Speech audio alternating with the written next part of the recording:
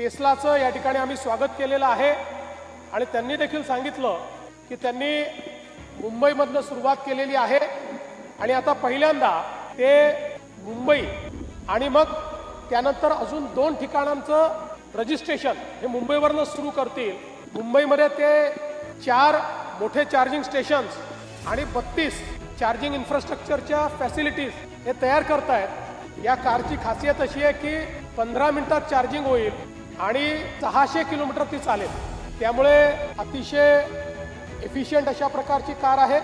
कुठलंही प्रदूषण याच्यामुळे होत नाही आणि सगळ्यात महत्त्वाचं याचे सेफ्टी फीचर्स असे आहेत की वर्ल्ड वाईड ॲक्सिडेंट हा विषय टेस्ला करता जवळपास नाही सारखा आहे आणि म्हणून एक अतिशय सेफ कार ही आणि त्यातही त्यांचं जगातलं जे सगळ्यात पॉप्युलर मॉडेल आहे मॉडेल Y ते आज त्यांनी या ठिकाणी लॉन्च केलेलं आहे।